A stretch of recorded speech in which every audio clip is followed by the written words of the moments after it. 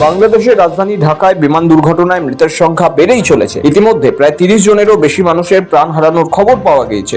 আশঙ্কাজনক অবস্থায় হাসপাতালে ভর্তি বহু। ওপার বাংলার এই সংকটময় পরিস্থিতিতে এবার নিঃশর্ত সাহায্যের হাত বাড়ালো ভারত। আহতদের চিকিৎসায় প্রস্তুত বিশেষ পরিষেবা। প্রধানমন্ত্রী নরেন্দ্র মোদী সোমবারই দুর্ঘটনার খবর পাওয়া মাত্রই শোক প্রকাশ করেছেন। এক্স হ্যান্ডেলে লিখেছিলেন, ঢাকায় এই মর্মান্তিক বিমান দুর্ঘটনায় প্রাণহানির ঘটনায় গভীরভাবে শোকাহত। যারা প্রাণ হারিয়েছেন কিংবা আহত হয়েছেন তাদের পরিবারের প্রতি সমবেদনা রইল। ভারত এই কঠিন সময়ে বাংলাদেশের পাশে রয়েছে। এরপরই ঢাকায় অবস্থিত ভারতীয় হাইকমিশনের তরফে বাংলাদেশ সরকারের সঙ্গে যোগাযোগ করা হয়। ভারতের হাইকমিশনের তরফে জানানো হয়, দুর্ঘটনায় আহতদের চিকিৎসার জন্য যদি বিশেষ কোনো চিকিৎসকের সাহায্য বা চিকিৎসা ব্যবস্থার দরকার হয় তাহলে ভারত থেকে তা দ্রুত পাঠানো হবে। এই কারণে বাংলাদেশের সরকারের কাছে জানতে চাওয়া হয় কার কি ধরনের চিকিৎসা দরকার এবং এখনো পর্যন্ত কি চিকিৎসা চলছে। ভারতীয় হাইকমিশনের তরফে আরো জানানো হয়েছে, এই বিপর্যয়ে যে কোনো চিকিৎসা পরিষেবা দ্রুত ও নিঃশর্ত প্রভাবে পৌঁছে দিতে প্রস্তুত রয়েছে ভারত। প্রয়োজনীয় সব ধরনের সহযোগিতা ও প্রশাসনিক সাহায্য করা হবে বলেও আশ্বস্ত করা হয়েছে কমিশনের তরফে। সোমবার দুপুরে বাংলাদেশের ইতিহাসে অন্যতম ভয়ঙ্কর বিমান দুর্ঘটনাটি ঘটে। রাজধানী ঢাকার উত্তরায় একটি স্কুলের উপর ভেঙে পড়ে চীনের তৈরি বাংলাদেশের যুদ্ধবিমান